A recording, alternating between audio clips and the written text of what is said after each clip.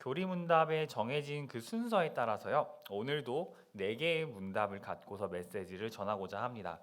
근데 메시지를 전하는 과정에서 제 발음이 조금 부정확할 수도 있습니다. 제가 지금 구내염이 심하게 나서요. 밑에서 이제 좀 알보칠로 많이 지지고 왔는데도 발음이 좀 정확하지가 않아서 양해를 부탁드리겠습니다. 저희가 지난주에 함께 살펴봤던 내용은요. 이런 것이었습니다. 우리의 죄값을 치를 수 있는 유일한 방법은 바로 하나님의 의를 만족시킬 수 있는 영원한 형벌을 받는 것입니다. 그러나 우리는 하나님의 의를 만족시킬 수 없습니다. 오히려 죄만 지을 뿐이죠. 우리를 대신해서 하나님의 의를 만족시키시고 또 대신해서 벌을 받을 수 있는 피조물도 없습니다.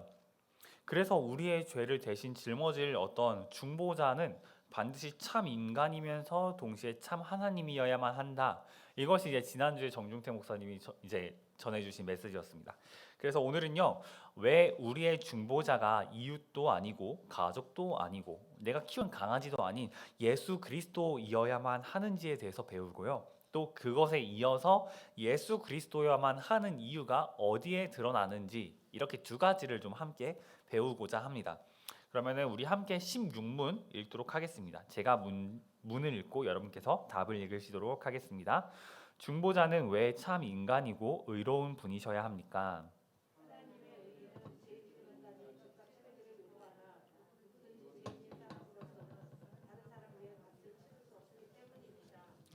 네, 16문과 17문은요, 각각 중보자의 기준에 대한 어떤 질문들을 던집니다.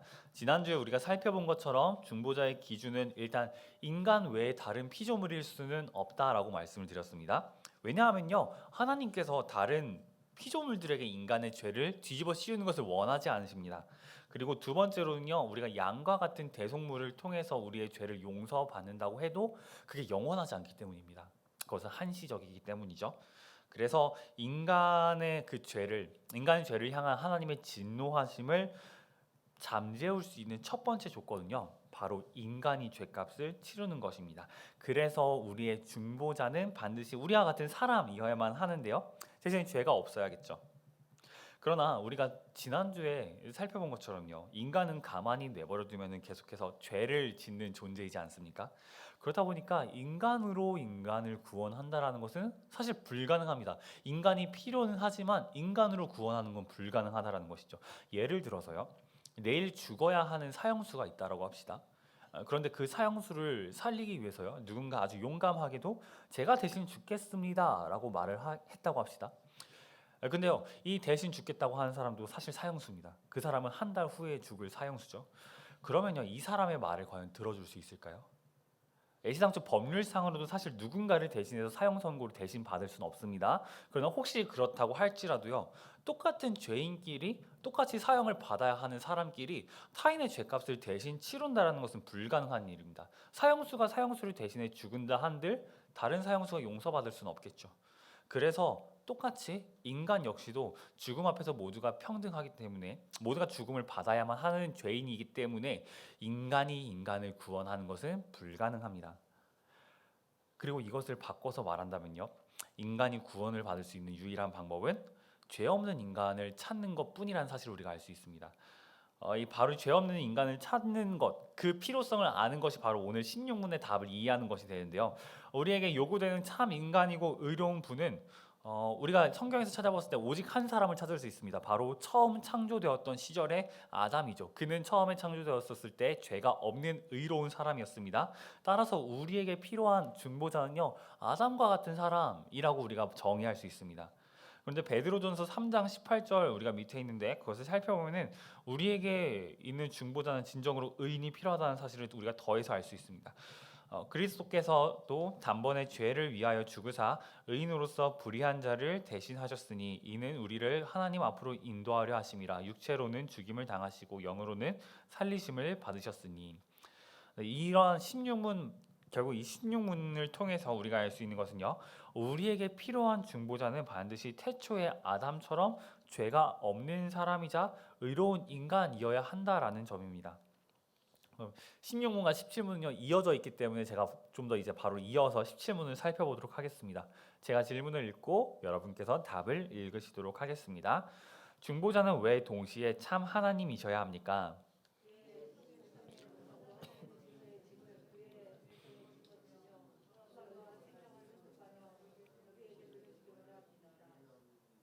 네, 이것은 굉장히 좋은 질문입니다, 사실.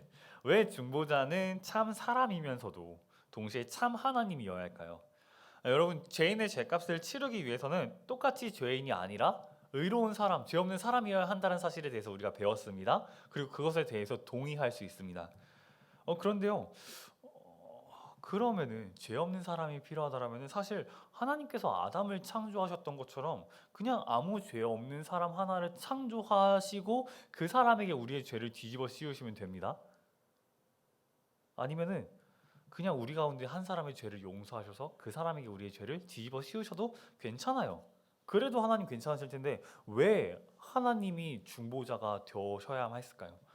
이 사실을 알기 위해서는요, 우리가 두 가지를 이해할 필요가 있습니다. 첫 번째로는요, 하나님의 진노의 짐을 우리에게로부터 중보자에게로 옮기기 위함입니다.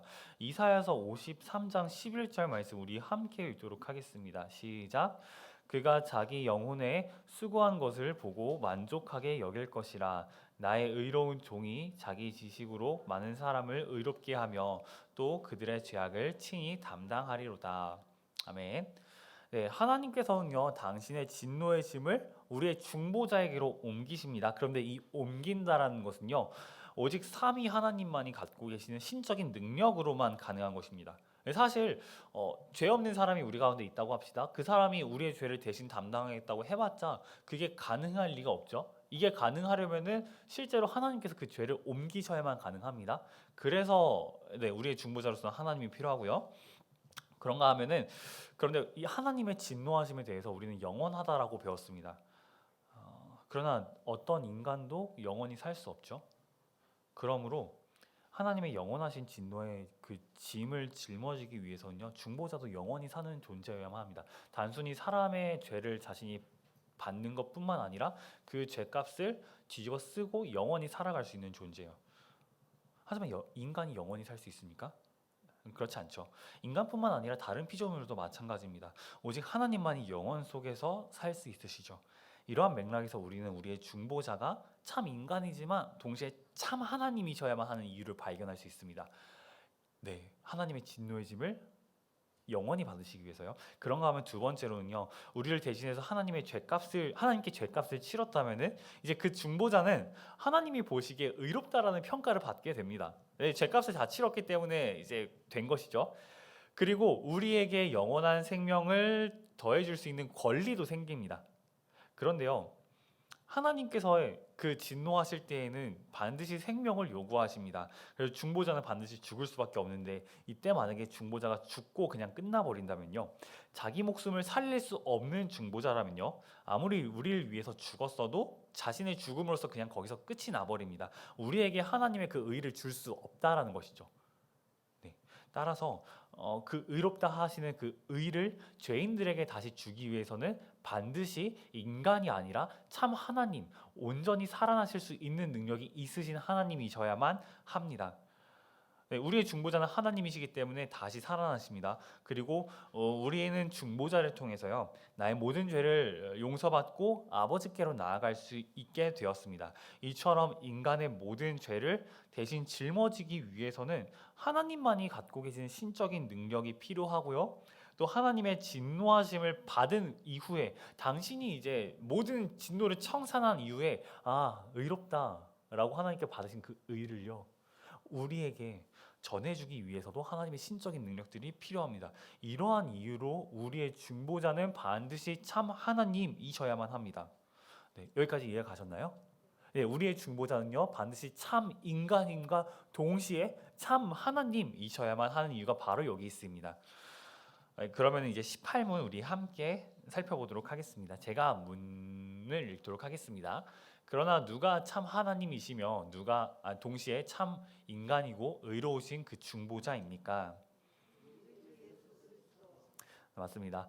하나님 아버지께서 이 세상을 창조하실 때 함께 세상을 창조하셨던 그 아들이 동정녀 마리아를 통해서 이 땅에 인간의 몸을 입고 오셨습니다. 왜냐하면 중보자를 통하지 않고서는 아무도 아버지께로 나올 수 없기 때문이죠. 그래서 완벽한 중보자로 오신 분께서는요, 자신을 하나님의 아들이라고 표현하기도 하시고요. 또 하나님만이 받으셔야 하는 호칭들로 친히 불리기도 하십니다. 요한복음 17장 5절을 살펴보면 이런 말씀이 있습니다. 아버지여, 창세 전에 내가 아버지와 함께 가졌던 영화로서 지금도 아버지와 함께 나를 영화롭게 하옵소서. 하나님을 아버지라고 부르고요. 창세전에 내가 아버지와 함께 있었다라고 말을 합니다. 무슨 말이냐면요. 당신이 그저 하나님과 친밀한 관계뿐만 아니라 당신이 바로 하나님 자신이라는 사실을 드러내신 것이죠. 그런가 하면요. 우리에게 오신 중보자는, 그러니까 17장 5절은 17문을 완성시킵니다. 그런가 하면은 이제 동시에 완벽한 사람으로 불리기도 하십니다. 요한복음 6장 42절 말씀인데 우리 한 목소리로 읽도록 하겠습니다. 시작. 이르되 이는 요셉의 아들 예수가 아니냐.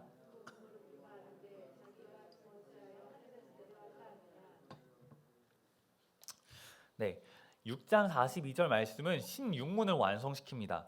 분명히 예수님은요, 사람들에게 요셉의 아들 예수, 인간 예수로서 보여져 왔고 그렇게 불려왔습니다. 누가 봐도 인간이기 때문이죠. 이러한 맥락에서 우리는 예수 그리스도가 참 인간이자 참 하나님이라는 사실을 알 수 있습니다. 또한 중보자께서 모든 사명을 완수하신 후에 이제 그를 따르던 모든 사람들이 그가 바로 중보자이심을 믿게 되는 장면들도 있습니다. 디모데전서 2장 5절 말씀인데 제가 읽도록 하겠습니다. 하나님은 한 분이시요 또 하나님과 사람 사이에 중보자도 한 분이시니 곧 사람이신 그리스도 예수라.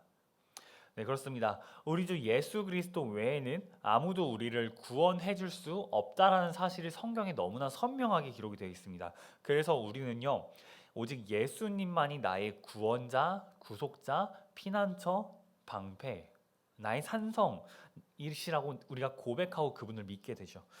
그리고 예수님께서도요, 중보자만이 할 수 있는 일, 즉 예수님을 믿는 사람들에게 하나님의 자녀가 되는 권세, 하나님의 의를 얻는 그 권리들을 주십니다.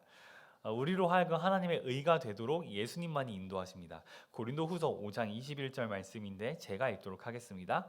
하나님이 죄를 알지도 못하신 이를 우리를 대신하여 죄로 삼으신 것은 우리로 하여금 그 안에서 하나님의 의가 되게 하려 하심이라. 네. 네. 하나님 아버지께서 예수 그리스도를 보내신 목적마저도 드러납니다. 우리가 하나님의 의를 회복하기 위해서 우리 가운데 없었던 하나님의 의가 우리 안에 생겨나서 우리가 하나님의 의가 되도록 하기 위해서 중보자가 필요하다는 사실을 아버지께서는 알고 계셨고 그 목적을 이루십니다. 그리고 그 목적을 이루기 위해서 오신 그 아들께서는요, 당신이 이 땅에 왜 오셨는지 분명히 알고 계셨고 당신의 신분이 무엇인지도 정확히 알고 계셨습니다. 당신은 인간이자 하나님이셨죠. 그래서 예수님께서는요, 당신의 그 신분을 통해 우리를 중보하신 효과를 분명하게 드러내십니다. 그러므로 여러분, 우리가 구원받기 위해서 필요한 중보자의 기준이 참 인간이자 참 하나님이시라는 사실을 인정하게 된다면요, 우리는 자연스럽게 예수님만이 나의 구원자라는 사실을 믿게 됩니다. 다른 구원자가 없습니다. 여러분, 어떠한 사람도 우리의 구원자가 될 수 없고요, 어떠한 어떤 이념이나 재물이나 권리도 우리의 메시아가 될 수 없습니다. 하나님께서 우리로 하여금 하나님의 의가 되기 위해서 보내주신 분은 오직 예수님 뿐이시며, 따라서 우리가 진정으로 구원을 받고 기쁘게 살 수 있는 방법도 예수님 뿐이십니다.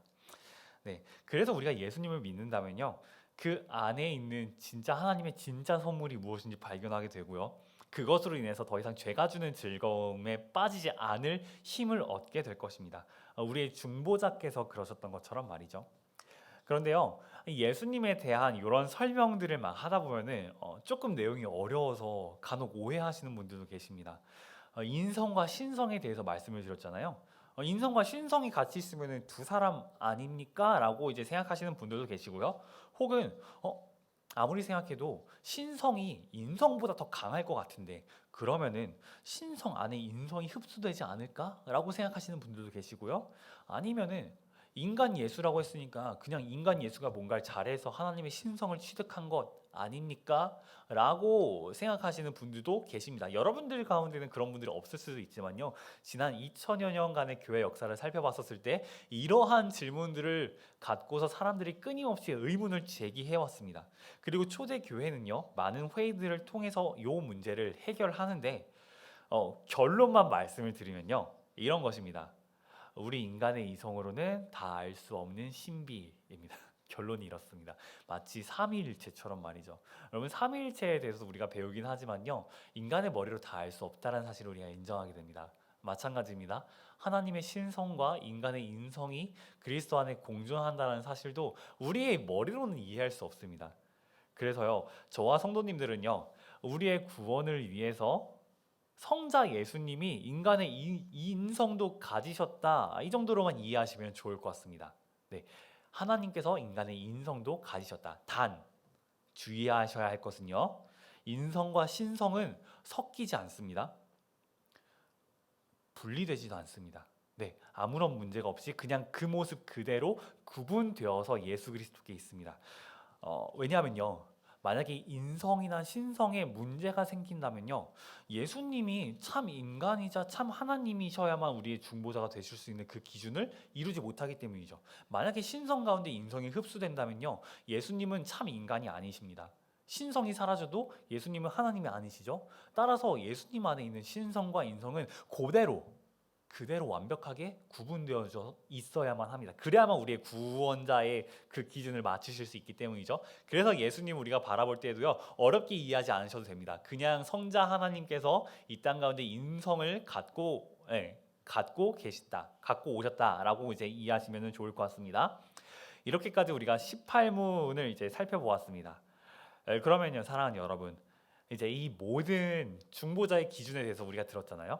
이 중보자의 기준이 사실이라는 증거가 필요하지 않겠습니까?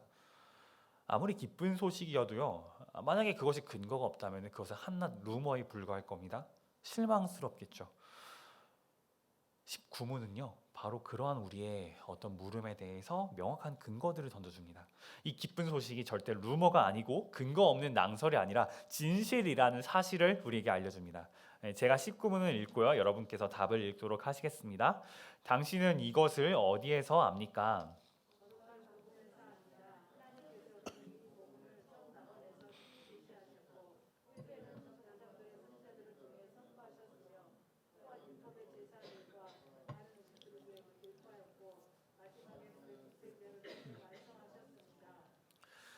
그렇습니다. 예수님이 우리의 구주, 우리의 죄를 대속하신 중보자가 되신다는 것은요, 그분의 제자들이 우리에게 전해준 복음을 통해서 우리가 알 수 있습니다. 우리가 읽고 있는 복음서들을 통해서 우리는 예수님의 복음에 대해서 배우죠.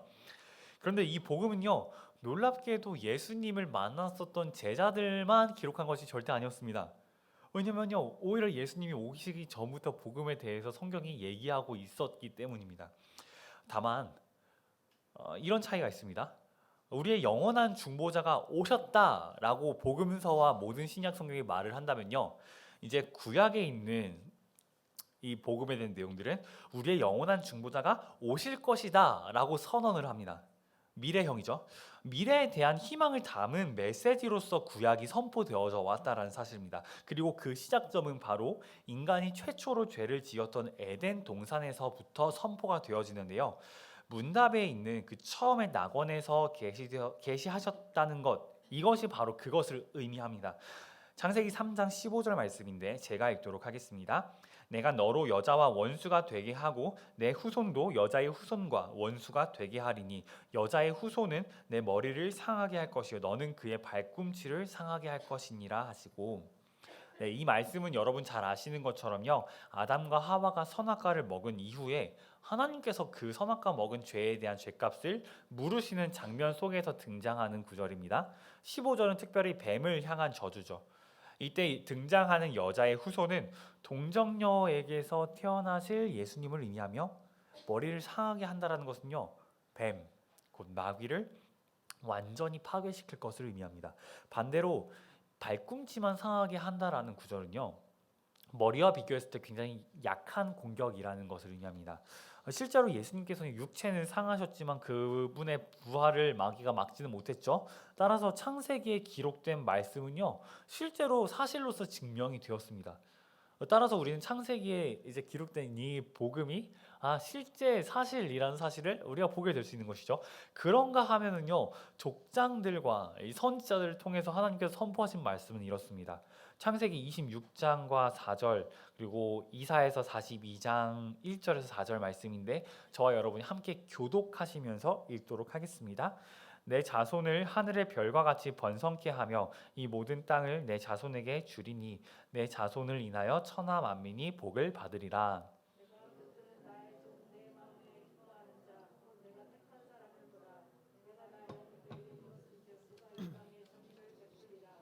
그는 외치지 아니하며 목소리를 높이지 아니하며 그 소리를 거리에 들리게 하지 아니하며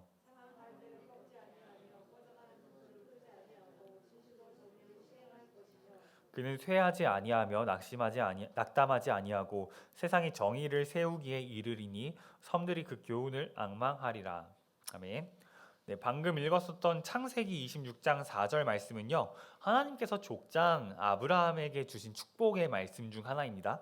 그런데 여기서 내 자손에 주의를 하시길 바랍니다. 아브라함의 자손은 셀 수 없이 많습니다. 그러나 본문은 단수형으로 등장을 합니다. 즉 한 사람만을 의도적으로 가리킨다는 것이죠. 아브라함의 수많은 자손 중에 오직 한 사람만을 가리킵니다. 그리고 그 한 사람을 통해서 천하 만민이 복을 받게 됩니다. 누굴까요, 여러분? 그렇죠. 바로 예수님입니다. 또한 선지자 이사야를 통해서 하나님께서는요, 바로 그 아브라함의 자손 한 사람 예수 그리스도를 통해서 이 땅에 정의가 세워지고 상한 갈대와 꺼져가는 등불과 같은 그런 답이 보이지 않는 인생들에게 죽지 않고 살 수 있는 어떤 희망이 전해질 것이라고 하나님께서는 이사야를 통해서 증거하십니다. 네, 이를 통해서 우리는 족장들과 제가 읽은 것은 굉장히 일부의 말씀이에요. 수많은 복음에 대한 기록들 중에서요. 이것을 통해서 우리는 족장들과 선지자를 통해서도 예수님이 오시기 수천 년 셀 수 없이 오래 전에 세월에서 먼저 이미 하나님께서는요, 예수 그리스도에 대한 예언들을 더해 주셨다는 사실을 알게 됩니다. 진정한 중보자가 이 땅 가운데 오실 것이다 라는 힌트들을 계속해서 던져주셨다라는 사실을 우리가 성경을 통해서 볼 수 있게 돼요. 뿐만 아니라요, 율법의 제사들과 수많은 의식들, 예식들을 통해서도 대속물을 바치면은 인간이 죄를 용서받을 수 있다라는 사실을 하나님께서 알려주십니다. 네, 인간이 용서받을 수 있는 어떤 루트가 있다라는 사실을 알려주시는 것이죠. 단 어디까지나 이 율법의 예식과 제사들은 예표적이기 때문에 이것이 영원하지는 못하다라는 것도 우리에게 힌트를 주시죠. 그 증거가 바로 매년마다 드려야 하는 제사, 그리고 죄를 지을 때마다 드려야 하는 번제물, 이것이 바로 그 증거입니다. 내가 죄를 지었다고 해서 하나님께 내가 내 속죄제를 드렸었을 때 그 속죄제가 내일 지을 죄 혹은 속죄제를 드린 이후에 곧장 지을 죄까지 용서받지 못한다라는 점, 즉 한계가 있다라는 점, 그것이 바로 우리가 죄를 용서는 받을 수 있으나 우리가 드리는 제사 제물들은 한계가 있다라는 사실을 알려주는 것이죠. 네, 이 밑에 있는 레위기 말씀들이 바로 그러한 내용들인데요. 너무 길어서 여러분 따로 한번 읽어보시면 좋을 것 같습니다. 그리고 마지막으로는요, 이 불완전한 동물 번제 예식이 아니라 완성된 속죄제, 그래서 더 이상 동물의 피를 바치지 않아도 되는 예식으로 하나님께서 우리에게 중보자에 대한 그것들을 주십니다. 바로 예수 그리스도의 목숨으로 말이죠. 히브리서 1장 1절에서 2절 말씀 저와 여러분 교독하도록 하겠습니다. 옛정의 선지자들을 통하여 여러 부분과 여러 모양으로 우리 조상들에게 말씀하신 하나님이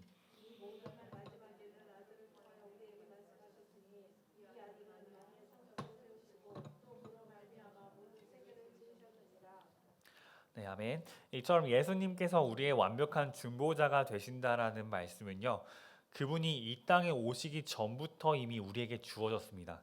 그래서요, 구약 시대의 사람들, 그리고 예수님이 오시기 전의 사람들, 혹은 예수님이 오셨으나 아직 예수님을 뵙지 못한 채 죽었었던 그 수많은 사람들은요, 복음, 예수 그리스도가 직접 전해주시는 그 복음, 제자들이 전해주는 복음을 듣지 못한 사람들은요, 구약에 기록된 하나님의 말씀을 듣고 중보자가 오실 것이라는 사실을 믿었습니다. 그리고 그 믿음으로 구원을 받죠. 네, 이처럼 그리스도께서는요 정말로 최초의 인류부터 오늘날까지 모든 시대에 계시가 되셨으며 시간의 제약을 받지 않고 모든 시대의 사람들을 구원해 주십니다. 이것으로 19문까지를 마치도록 하겠습니다. 그리고 이제 메시지를 맺도록 하겠습니다. 네, 사랑하는 여러분, 우리에게는요 우리가 지난 몇 주 동안 살펴본 것처럼 진실로 우리에게는 중보자가 필요합니다. 왜냐하면 우리의 힘으로는 스스로 하나님의 진노하심에서부터 벗어날 방법이 없기 때문입니다. 우리는 절대로 스스로를 구원할 수 없으며 세상의 그 무엇도 우리를 구원해 줄 수 없습니다. 그러므로 우리에겐 진실로 우리를 구원해 줄 중보자가 필요하죠. 그 구원해 줄 수 있는 중보자는요 우리와 같은 참 인간이면서 동시에 우리의 모든 상황들을 아시고 또 우리를 고치실 수 있는 참 하나님이셔야만 합니다. 우리의 죄의 문제를 해결하실 수 있는 분이셔야 하기 때문에 우리에게는 참 인간이자 참 하나님이신 중보자가 필요합니다. 그런데 우리를 향해서 진노하신 하나님께서 당신의 신실하심으로 인해 우리에게 비록 진노는 하셨지만 원래 우리와 함께 이루고 싶었던 당신의 그 기쁨을 이루시기 위해서 신실하심을 포기하지 못하시고서요 우리를 구원하시기 위해서 우리에게 합당한 중보자를 보내주셨습니다. 그분으로 인해서 우리는 나음을 받았고 구원을 누렸으며 우리는 위로를 받았습니다. 그분은 바로 모든 시대에 계시가 되신 예수 그리스도이십니다. 모든 시대에 계시가 되었기 때문에 모든 사람들은 그분을 믿음으로써 구원을 얻을 수 있습니다. 사랑하는 여러분, 우리 주님께서는요, 예수님께서는요, 우리의 그리스도가 되시기 위해서 굳이 이런 중보자의 기준들을 그분께서 맞추시고요, 또 우리를 위해서 대신 죽으십니다. 그것은 바로 우리를 구원하시기 위해서죠. 하지만 여러분 아시길 바랍니다. 그냥 우리를 구원하시기 위해서가 아니라 그만큼 우리를 사랑하시기 때문에 그분께서는 이것을 친히 감내하셨습니다. 억지로 하신 것이 아니라 저와 여러분을 사랑하시기 때문에 우리를 구원하기 위해서 굳이 입지 않아도 되는 사람의 몸을 입고 사람의 한계 가운데 갇혀서 인간으로서 죽임을 당하신 분이 바로 우리의 하나님이시라는 것이죠. 그리고 성경은 그분이 그렇게 하신 이유가 저와 여러분을 견딜 수 없이 사랑하기 때문이라고 말씀하십니다. 따라서 우리는 이제 그냥 그분을 믿기만 하면 됩니다. 사랑하는 여러분, 우리에게 진정한 복과 위로가 되시는 예수 그리스도를 믿으시길 바랍니다. 그리고 여러분 그분을 믿으신다면요, 이제 영원토록 그분께 충성하시면서 더욱 그분을 닮아가기 위해서 마음을 다하시는 저와 여러분이 되실 수 있길 바랍니다. 네, 함께 기도하도록 하겠습니다.